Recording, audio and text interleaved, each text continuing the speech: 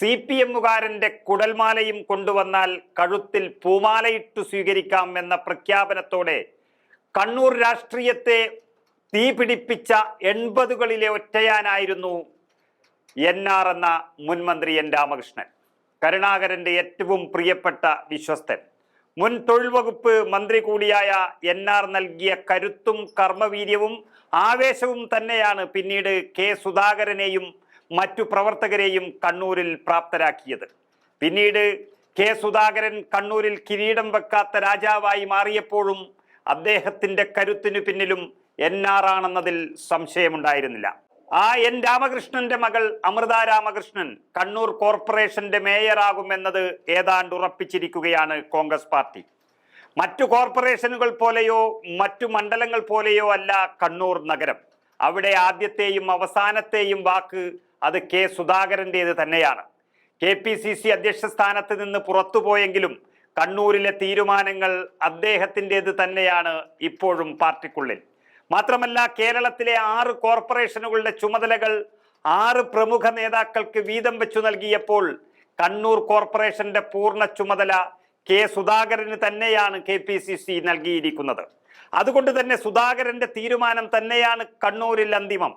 അദ്ദേഹവുമായി അടുത്ത വൃത്തങ്ങൾ നൽകിയ സൂചന പ്രകാരം N രാമകൃഷ്ണന്റെ മകൾ കണ്ണൂർ കോർപ്പറേഷൻ മേയർ ആകട്ടെ എന്നുള്ളതാണ് തീരുമാനമെന്നാണ് അറിയുന്നത്. ഒരു കാലത്ത് കണ്ണൂർ രാഷ്ട്രീയത്തെ തീപിടിപ്പിച്ച തന്റെ രാഷ്ട്രീയ ഗുരു എന്ന സ്ഥാനം നൽകുന്ന N രാമകൃഷ്ണന്റെ അവസാന നാളുകളിൽ അവർക്കിടയിൽ ചില അസ്വാരസ്യങ്ങൾ ഉണ്ടായിരുന്നു എന്നത് എല്ലാവർക്കും അറിയാം. 1991 കണ്ണൂരിന്റെ MLA എന്ന സ്ഥാനത്ത് നിന്ന് K കരുണാകരൻ മന്ത്രിസഭയിൽ അംഗമായിരുന്ന N രാമകൃഷ്ണൻ പക്ഷേ 96 നിയമസഭാ തെരഞ്ഞെടുപ്പ് വരുമ്പോൾ കണ്ണൂരിൽ നിന്നും ഔട്ടായി. K കരുണാകരൻ പൊടുന്നനവേ രാമകൃഷ്ണനെ മാറ്റി K സുധാകരനെ സ്ഥാനാർത്ഥിയാക്കിയതോടെ വലിയ പൊട്ടിത്തെറി ഉണ്ടായപ്പോൾ N രാമകൃഷ്ണൻ കണ്ണൂരിൽ തന്നെ വിമത സ്ഥാനാർത്ഥിയായി മാറുകയും ചെയ്തു. പക്ഷെ തോറ്റെങ്കിലും കണ്ണൂർ കോൺഗ്രസ് രാഷ്ട്രീയത്തെ അത് വല്ലാതെ ബാധിച്ചു. N രാമകൃഷ്ണൻ എന്ന കണ്ണൂരിന്റെ പഴയ പടക്കുതിര അവിടെ തന്നെ അപ്രസക്തനാകുന്നതാണ് പിന്നീട് നമ്മൾ കണ്ടത്. അതിന് കാരണക്കാരനായത് താനാണ് എന്ന് ഉറപ്പിച്ചതോടെ ആ സംഭവം സുധാകരന്റെ മനസ്സിൽ ഇപ്പോഴും ഒരു നീറ്റലായി തന്നെ നിലനിൽക്കുന്നു എന്നാണ് അറിയുന്നത്. അതിനൊരു പ്രായശ്ചിത്തം എന്നുള്ള രീതിയിൽ തന്റെ ഗുരുവിനോട് ചെയ്യാൻ പറ്റിയ ഏറ്റവും നല്ല അവസരം. ആ നിലയിൽ N രാമകൃഷ്ണന്റെ മകളും KPCC അംഗവും യൂത്ത് കോൺഗ്രസ് കണ്ണൂർ ജില്ലാ ജനറൽ സെക്രട്ടറിയും കോർപ്പറേഷനിലെ അമ്പലം വാർഡിൽ നിന്നുമുള്ള മുൻ കൗൺസിലറുമായിരുന്ന അമൃത രാമകൃഷ്ണൻ മേയർ എന്ന സ്ഥാനത്തിന് അർഹയാണെന്നും പാർട്ടിക്ക് മുൻപും പിൻപും ചിന്തിക്കേണ്ടി വരില്ല. നല്ല വിദ്യാഭ്യാസവും പൊതുപ്രവർത്തനത്തിൽ കണ്ണൂരിൽ സജീവമാണെന്നതും എല്ലാം കൊണ്ടും അവരുടെ യോഗ്യത തന്നെയാണ്. NRന്റെ മകളെയും ആ ഓർമ്മകളെയും തിരസ്കരിക്കാൻ കണ്ണൂരിലെ ഒരു കോൺഗ്രസുകാരനും കഴിയില്ല എന്നുള്ളതാണ് സത്യം. 2015 കൗൺസിലറായിരുന്നുവെങ്കിലും 20 വാർഡ് ജനറലായി മാറി. ഇനി വീണ്ടും പഴയ വാർഡ് അല്ലെങ്കിൽ മറ്റേതെങ്കിലും വാർഡ് നൽകി അമൃതയെ വിജയിപ്പിച്ചെടുക്കും കോൺഗ്രസ് പാർട്ടി എന്നുള്ളതിൽ സംശയമില്ല.